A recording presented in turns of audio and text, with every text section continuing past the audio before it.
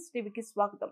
ప్రభుత్వ హాస్టల్ విద్యార్థులకు మౌలిక వసతులు కల్పించి హాస్టల్ విద్యార్థుల సమస్యలను పరిష్కరించాలని ఏఐఎస్ఎఫ్ ఆధ్వర్యంలో చిత్తూరు కలెక్టర్ కార్యాలయం ఎదురుగా నిరాహార దీక్ష నిర్వహించారు.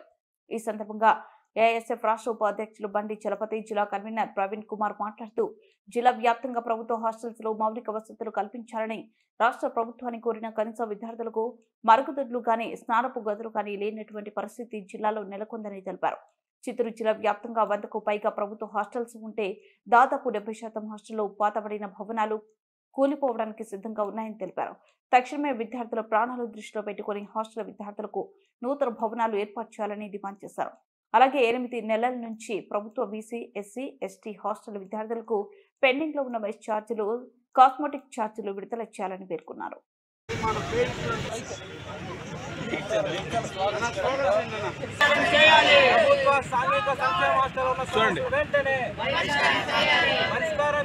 సాంఘిక సంక్షేమ హాస్టల్లో ఉన్న సమస్యలు వెంటనే విడుదల చేయాలి.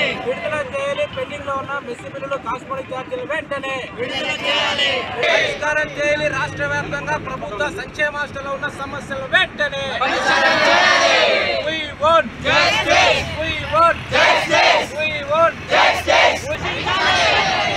నశించాలి. రాష్ట్ర ప్రభుత్వం ముందు నిర్లక్ష్య వైఖరి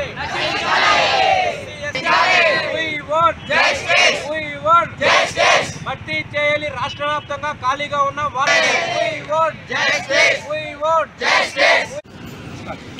ఈరోజు రాష్ట్ర వ్యాప్తంగా సాంఘిక సంక్షేమ హాస్టల్లో నెలకొన్నటువంటి సమస్యలపైన ఏఐఎస్ఎఫ్ ఆధ్వర్యంలో అన్ని కలెక్టరేట్ల దగ్గర శాంతియుత నిరాహార దీక్షలు చేపట్టడం జరుగుతోంది.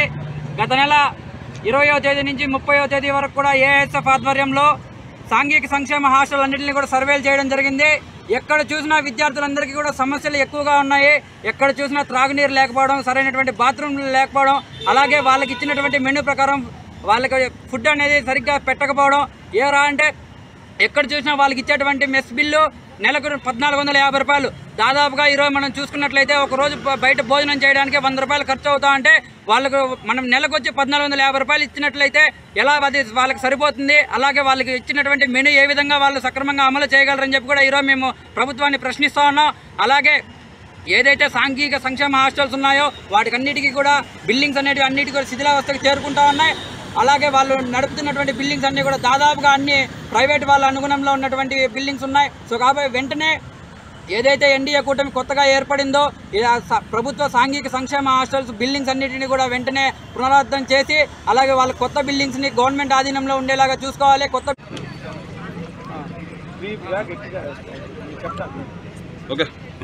రాష్ట్ర వ్యాప్తంగా ప్రభుత్వ సంక్షేమ హాస్టల్లో ఉన్నటువంటి సమస్యలు పరిష్కారం చేయాలని చెప్పి గత నెల పెద్ద ఎత్తున రాష్ట్ర వ్యాప్తంగా అన్ని జిల్లా కలెక్టర్ కార్యాలయం ముందున ఏఐఎస్ఎఫ్ ఆధ్వర్యంలో ఆందోళన కార్యక్రమాలు చేపట్టడం జరిగింది. మరి చేసి దాదాపు నెల రోజులు గడుస్తూ ఉన్నా ఈ రాష్ట్ర ముఖ్యమంత్రి కానీ లేకపోతే రాష్ట్ర విద్యాశాఖ మంత్రి కానీ ఆనాడు పాదయాత్ర చేసేటప్పుడు ప్రధానంగా ఎన్డీఏ ప్రభుత్వం అధికారం రాగానే రాష్ట్ర వ్యాప్తంగా ఉన్నటువంటి ఎస్సీ, ఎస్టీ, బీసీ, మైనారిటీ సంక్షేమ హాస్టల్లో విద్యార్థుల సమస్యల పరిష్కారమే మా ధ్యేయమని చెప్పారు.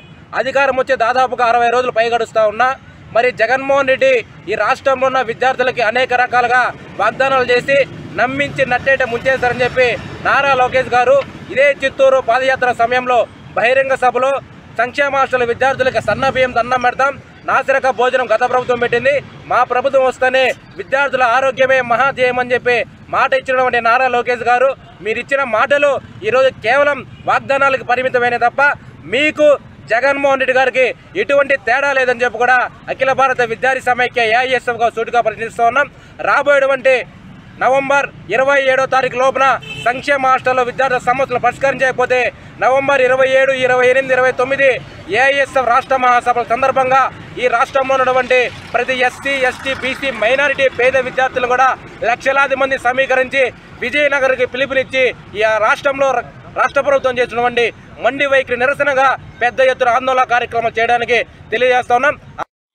పేద పిల్లల తల్లిదండ్రులు ప్రభుత్వంపై నమ్మకంతో వారి పిల్లలను వసతి గృహాల సంరక్షణలో ఉంచడం జరుగుతుందని, అలాంటి పిల్లల చదువు, ఆరోగ్యంపై సంబంధిత అధికారులు ప్రత్యేక శ్రద్ధ పెట్టి పనిచేయాలని జిల్లా కలెక్టర్ సుమిత్ కుమార్ పేర్కొన్నారు. ఈ సందర్భంగా చిత్తూరు కలెక్టర్ కార్యాలయంలో సాంఘిక సంక్షేమ వసతి గృహాలు, డాక్టర్ బిఆర్ అంబేద్కర్ గురుకులాలు, బీసీ, ఎస్సీ, ఎస్టీ, మైనార్టీ వసతి గృహాల జిల్లా అధికారులు, ప్రిన్సిపల్ అసిస్టెంట్ వెల్ఫేర్ ఆఫీసర్లు, హాస్టల్ వెల్ఫేర్ ఆఫీసర్లతో వసతి గృహ నిర్వహణ సంబంధిత అంశాలపై అసిస్టెంట్ కలెక్టర్ హీమావంశీ, సాంఘిక సంక్షేమ శాఖ అధికారి రాజ్యలక్ష్మితో కలిసి జిల్లా కలెక్టర్ సమీక్ష సమావేశం నిర్వహించారు. ఈ సందర్భంగా జిల్లా కలెక్టర్ మాట్లాడుతూ ప్రభుత్వంపై నమ్మకంతో పేద పిల్లలను తల్లిదండ్రులు వసతి గృహాల సంరక్షణలో ఉంచడం జరుగుతుందని, అలాంటి పిల్లల చదువు, ఆరోగ్యంపై సంబంధిత అధికారులు ప్రత్యేక శ్రద్ధ బాధ్యతతో పనిచేయాల్సిన అవసరం ఉందన్నారు. వసతి గృహాలలో ఉండే విద్యార్థులకు ప్రభుత్వం నిర్దేశించిన మెనూ ప్రకారం భోజనం అందించాలన్నారు. ప్రతి నెల విద్యార్థులకు వైద్య పరీక్షలు నిర్వహించాలని, పిహెచ్సి పరిధిలోని బాలికల వసతి గృహాలను మెడికల్ ఆఫీసర్లు, ఏఎన్ఎంలు తరచుగా పరిశీలించి బాలికలకు అవసరమైన వైద్య సేవలు అందించి వారి సందేహాలను నివృత్తి చేయాలని వైద్య ఆరోగ్య శాఖతో సమన్వయం చేసుకుని పనిచేయాలన్నారు. Monitoring happens by the division level officer, district level officer, mandal level officers. और प्रतिरोज़ वेली choose कोनी में issues होते हैं check चेस्टा. You all know that all these hostels, all the poorest of poor people study. You have to do much coordination also. Coordination with medical doctor, coordination with ENN, coordination with MPDO. For cleaning of tank, coordination with franchise. Second is the coordination with medical officers, regular medical camps. If a child is not feeling well, inform parents on time. At least 15 days or at least 1 month, one medical checkup. Taking them to the hospital on time. Even if a child has gone to the hospital, home, whether the follow-up is done or not, is the second one. That is the third factor where the supervision and the monitoring is concerned. Fourth, cleaning of your rooms, cleaning of storerooms. Management గురించి ఈ review meeting government collector గారి instructions మేరకు review meeting arrange చేయడం జరిగింది. Sir బ్రీఫ్గా about the department. Sir మన total జిల్లాలో, ఇప్పుడు కొత్త జిల్లాలో 67 pre-matric hostel, 67 pre-matric hostel sir. తర్వాత 31 post matric hostel sir. All welfare sir, social welfare, BC welfare and tribal welfare సంబంధించి 67 ప్రీమెట్రిక్, 31 పోస్ట్ మెట్రిక్, తర్వాత 15 రెసిడెన్షియల్ స్కూల్స్ రన్ అవుతున్నాయి సార్. అదే స్టాఫ్ ప్యాటర్న్ చూసుకుంటే మనము టోటల్ ఈ హాస్టల్స్కి సంబంధించి 9 మంది అసిస్టెంట్ వెల్ఫేర్ ఆఫీసర్స్, తర్వాత 60 మంది హాస్టల్ వెల్ఫేర్ ఆఫీసర్స్, తర్వాత 9 మంది ప్రిన్సిపల్స్ అండ్ అలాగే క్లాస్ ఫోర్ స్టాఫ్ 250 మంది దాకా క్లాస్ ఫోర్ ఎంప్లాయీస్ అందరు కూడా పనిచేస్తున్నారు sir for the sake of the students. తర్వాత ఈ విధంగా మనకి strength wise sir as of now today మనకి టోటల్గా ఈ prematric hostels, post matric hostels, all welfare హాస్టల్స్లో 5564 మంది ఓటర్స్ చదువుకుంటున్నారు సార్. అదేవిధంగా రెసిడెన్షియల్ స్కూల్స్ టోటల్. ప్రభుత్వ బ్రాండ్ షాప్ లో పనిచేస్తున్న సేల్స్ మ్యాన్, సూపర్వైజర్, సెక్యూరిటీ సిబ్బంది కుటుంబాలను ప్రభుత్వం ఆదుకోవాలని ఏఐటీయూసీ జిల్లా అధ్యక్షులు ఎస్ నాగరాజు ఆధ్వర్యంలో చిత్తూరు కలెక్టర్ కార్యాలయం నందు నిరసన వ్యక్తం చేశారు. ఈ సందర్భంగా నాగరాజు మాట్లాడుతూ ప్రభుత్వ బ్రాండ్ షాప్ లో పనిచేస్తున్న సిబ్బందికి ఉద్యోగ భద్రత కల్పించాలని, పెండింగ్ లో ఉన్న 2 నెలల జీతాలు మంజూరు చేయాలని తెలిపారు. గత 5 సంవత్సరాలుగా విధులు నిర్వహిస్తూ ప్రభుత్వ ఖజానాకి ఆదాయం రాబడుతున్న బ్రాండ్ షాపులో పనిచేస్తూ దీనిపై ఆధారపడి ప్రభుత్వం ఇచ్చే నెలసరి సంపాదనతో వారి కుటుంబాలను పోషించుకుంటున్నారని, కొంతమేరకు చదువుకొని ఎలాంటి ఉద్యోగం రాక తన కుటుంబాలను పోషించుకోవడానికి బ్రాండ్ షాపులో పనిచేస్తున్నారని తెలిపారు.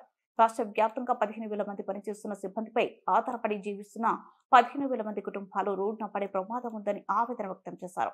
పనిచేస్తున్నా మాకు ఇక్కడ సొంత ఊళ్ళో ఏదో ఒక ఉద్యోగం వస్తుంది, మా ఇంటి పట్టున ఉండి ఇంట్లో వయసైన తల్లిదండ్రులు ఉంటారు, వాళ్ళందరినీ చూసుకొని మమ్మల్ని మేము కాపాడుకోవాలని మేము చదువుకున్నా మా చదువుల్ని పక్కన పెట్టి ఈ వైన్ షాప్ ఉద్యోగంలో చేరి మేము పనిచేస్తామనుకొని ఇక్కడికి వచ్చినాము. అదే కాకుండా ప్రపంచం మొత్తం కరోనాకి భయపడి ఇంట్లో కూర్చుంటే రాష్ట్ర ప్రభుత్వం ఆర్థిక స్థితిని మనసులో పెట్టుకొని మమ్మల్ని ఉద్యోగాలకు రమ్మంటే ఏ విధ బాధ భయము లేకుండా మేము వచ్చి రాష్ట్రానికి మా వంతు సహాయ సహకారాలు అందించినాం.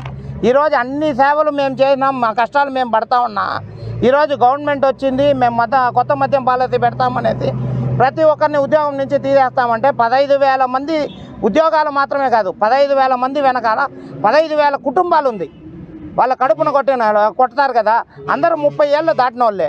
అట్లా మేము ప్రైవేట్ ఉద్యోగానికి పనికిరాము, మళ్ళీ గవర్నమెంట్ ఉద్యోగానికి పనికిరాము. మేము గత 5 సంవత్సరాలుగా గత ప్రభుత్వంలో ఏదైతే మద్యం పాలసీ ప్రభుత్వం చేపట్టిందో ఆనాటి నుండి 5 సంవత్సరాల వరకు కూడా ప్రభుత్వ బ్రాందీ షాపుల్లో ఇట్లా సేల్స్ మ్యాను, సూపర్వైజర్లు, సెక్యూరిటీ గార్డులు కూడా 5 సంవత్సరాలుగా పనిచేస్తున్నారు.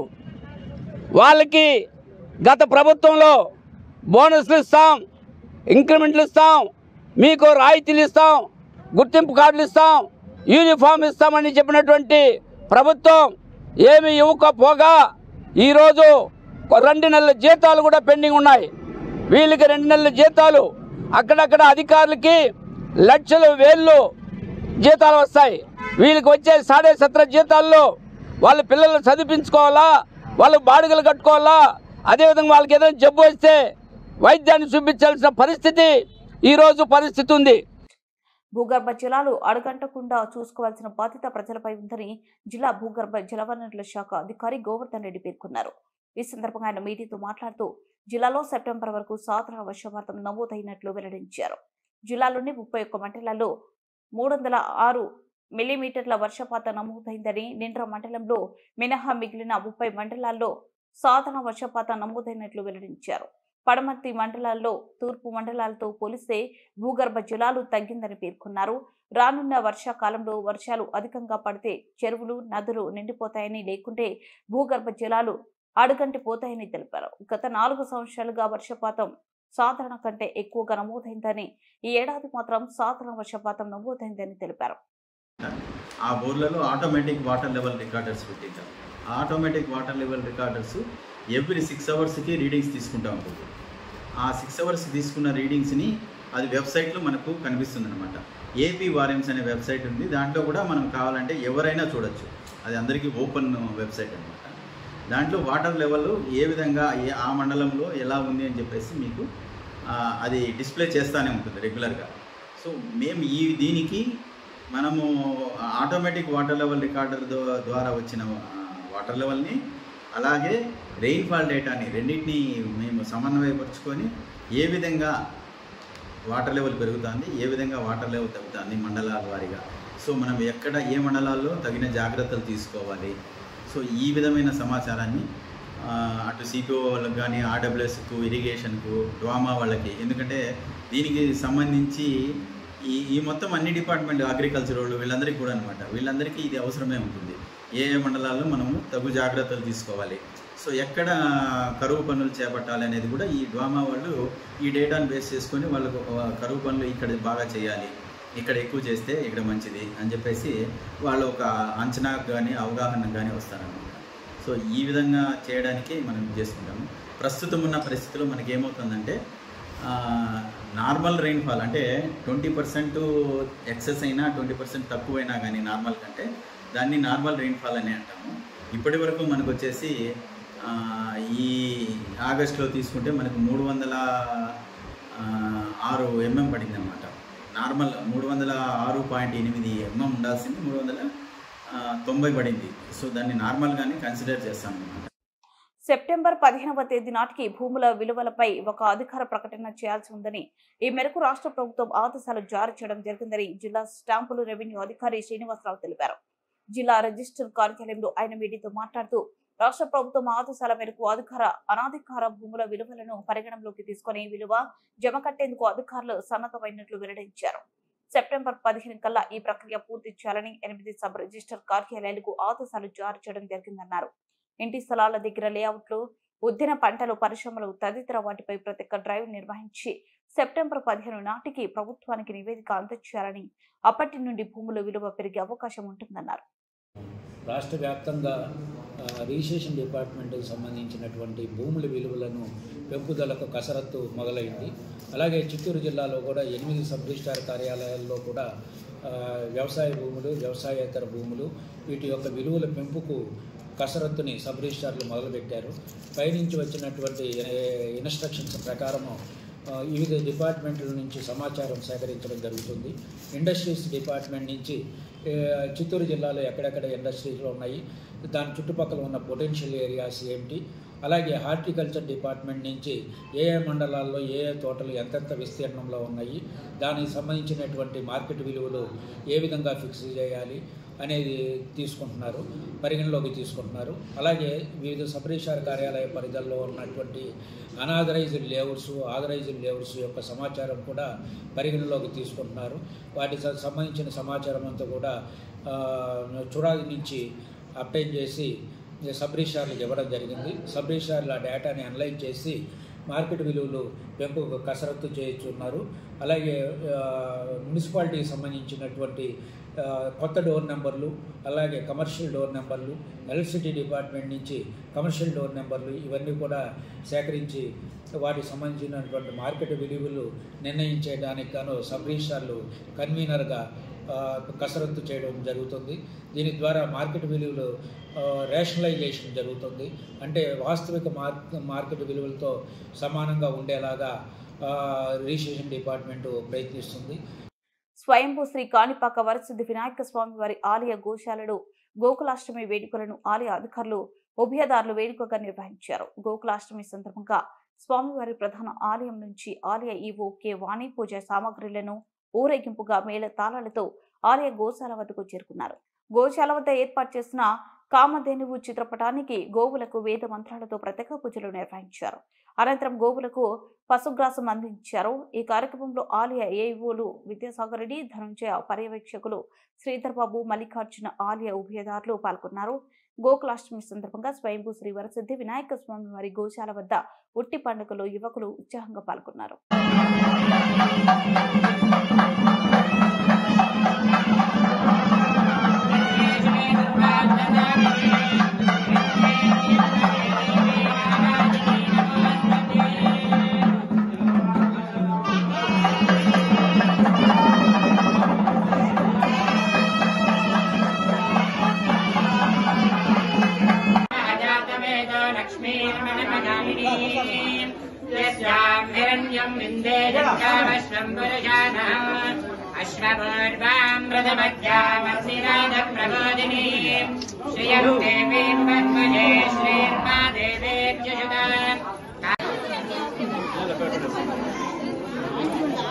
మేడం పట్టుకోండి మేడం, మా ఒక్క నిమిషం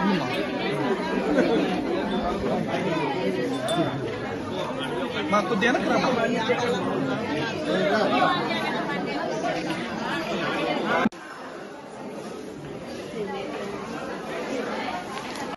కుప్పంలో నాటుసారాపై పోలీసులు మెరుపు దాడులు నిర్వహించి ఊట కుంటాలను ధ్వంసం చేశారు. కుప్పం సమీపంలో మెట్ల చేను అటవీ ప్రాంతంలో సుమారు 800 లీటర్ల నాటుసారా స్థావరాలను అర్బన్ ఇన్స్పెక్టర్ జిటి నాయుడు సిబ్బందితో ధ్వంసం చేశారు. నాటుసారాకి సంబంధించి సామగ్రిని ధ్వంసం చేసుకుని నాటుసారా స్థావరాలు నిందితుల కోసం గాలింపు చర్యలు ముమ్మరం చేశారు. తెలుగుదేశం పార్టీ నాయకుల పేర్లు చెప్పి దందాలకు పాల్పడితే చొక్కా పట్టుకుని నిలదీయండి అంటూ తెలుగుదేశం పార్టీ ఎమ్మెల్సీ కంచెర్ల శ్రీకాంత్ హెచ్చరించారు. కుప్పం తెలుగుదేశం పార్టీ కార్యాలయంలో ఏర్పాటు చేసిన మీడియా సమావేశంలో MLC Kancherla Srikanth, Kuppam TDP in charge Muniratnam, మాజీ ఎమ్మెల్సీ శ్రీనివాసులు మాట్లాడుతూ సీఎంగా చంద్రబాబు బాధ్యతలు చేపట్టిన తర్వాత కుప్పం నియోజకవర్గంలో అభివృద్ధి పనులు జోరుగా సాగుతుందని తెలిపారు. కుప్పం నియోజకవర్గంలో డొమెస్టిక్ ఎయిర్పోర్ట్స్ నిర్మాణానికి స్థలాన్ని కేటాయించాలని అధికారులను ఆదేశించారని, కుప్పం మున్సిపాలిటీని క్లీన్ అండ్ గ్రీన్ మున్సిపాలిటీ చేయడమే లక్ష్యంగా ముందుకు సాగుతున్నామన్నారు. రెవెన్యూ సమస్యలపైనే అధికంగా ఫిర్యాదులు వస్తున్నాయని, గత 5 ఏళ్లలో అవినీతికి పాల్పడిన వారిపై చట్ట ప్రకారం చర్యలు తీసుకుంటామన్నారు. తెలుగుదేశం పార్టీలో ఎవరైనా చట్ట వ్యతిరేక కార్యకలాపాలకు పాల్పడితే ఉపేక్షించేది లేదని హెచ్చరించారు. తెలుగుదేశం పార్టీ నాయకులు పేర్లు చెప్పి ఏదైనా చట్ట వ్యతిరేక కార్యకలాపాలకు దంతాలకు పాల్పడితే చొక్కా పట్టుకుని నిలదీయాలన్నారు. ఈ 5 సంవత్సరాల్లో ఒక బంగారు కుప్పాన్ని తయారు చేసే లక్ష్యంతో చంద్రబాబు నాయుడు గారు ముందుకు వెళ్తా ఉన్నారు. ఆయన ఇచ్చిన ఆదేశాల మేరకు ఇక్కడ అధికారులు అలాగే ఇక్కడ ఉన్న రాజకీయ నాయకులు అందరం కలిసి పనిచేస్తూ ఉన్నాం. దాంట్లో భాగంగా అంతకుముందు కూడా మీడియా మిత్రులందరూ కూడా తెలియజేయటం జరిగింది. Cargo airport first Chandrababu Naidu గారు 2019లోనే ల్యాండ్ అక్విజిషన్ చేసి 100 కోట్లు డబ్బులు ఇవ్వటం ఇవన్నీ జరిగినాయి.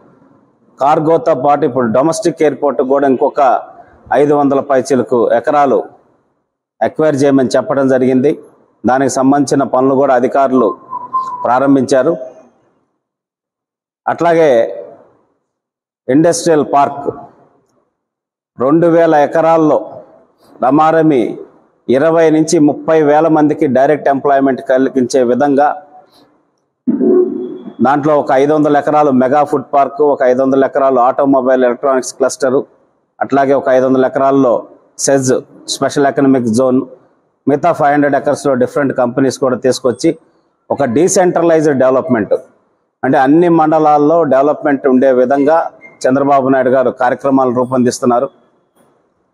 దాంట్లో భాగంగా మనకి మొన్నే ఒక కంపెనీతో కూడా మాకు డిస్కషన్స్ అయినాయి. జూబ్లెంట్ అని చెప్పనేసి ఒక కంపెనీ, ఫుడ్ ప్రాసెసింగ్ కంపెనీ, రమారమి 800 నుంచి 900 కోట్ల రూపాయలు వాళ్ళు ఇన్వెస్ట్మెంట్ చేయడానికి సిద్ధంగా ఉన్నారు. First round of discussion CMO తోటి మాతోటి ఇక్కడ స్థానికంగా కూడా మాట్లాడటం జరిగింది.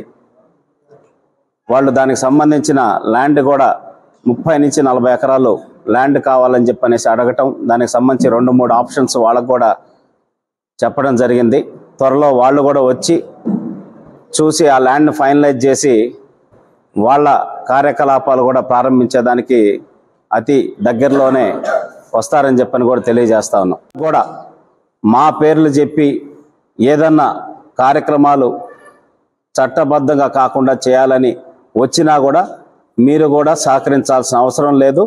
ఖచ్చితంగా మా దృష్టికి తీసుకురమ్మని చెప్పి కూడా అధికారులకు కూడా చాలా స్పష్టంగా తెలియజేస్తా ఉన్నాం. కాబట్టి అందరం కలిసికట్టుగా ఈ కుప్పం నియోజకవర్గాన్ని ఒక మంచి అభివృద్ధి పదంలో తీసుకెళ్ళటానికి, ఒక మంచి పాజిటివ్ వాతావరణంలో తీసుకెళ్ళటానికి కలిసికట్టుగా రావాలని చెప్పనేసి అందరికీ విజ్ఞప్తి చేస్తా ఉన్నాం. అనుబంధాలు ఎక్కరిస్తున్నాయి. కొంతమంది కామంతులు తల్లి బిడ్డ బంధం గుర్తులేక మృగంలా ప్రవర్తిస్తున్నారు.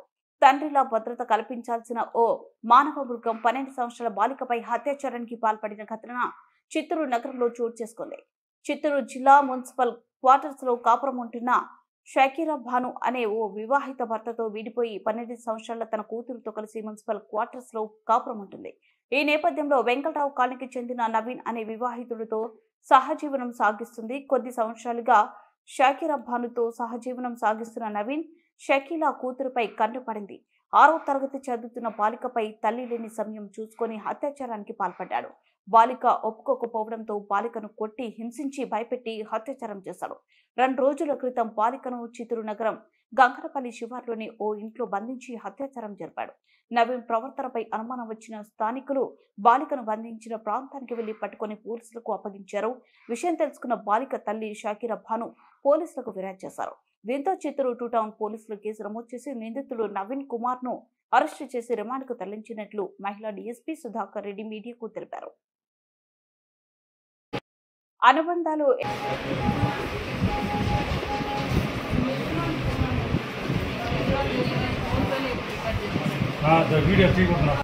చిత్తూరు 2 టౌన్ కేసుకు సంబంధించి మొన్నటి దినం అనగా 21వ తారీఖున పులికంటి నవీన్ అని చెప్పేసి అతనితో సహజీవనం చేస్తున్న షకీరా ఆమె యొక్క కూతురు, అంటే ఇతనికి కూతురు వలస అవుతుంది. అమ్మాయి పైన గత 3 సంవత్సరాలుగా వీడు లైంగికంగా అఘాయిత్యం పాల్పడుతున్నాడని చెప్పేసి ఒక కేసు నమోదైంది. ఇందులో భాగంగా అమ్మాయి చిన్న వయసు 12 సంవత్సరాల లోపు కాబట్టి ఈ కేసును దిశ డీఎస్పీగా మాకు దర్యాప్తు చేస్తున్నాం. ఈమెతో దాదాపు 8 భర్తతో రాళ్ళబుదుగురు సొంతూరు షకీరా భాను.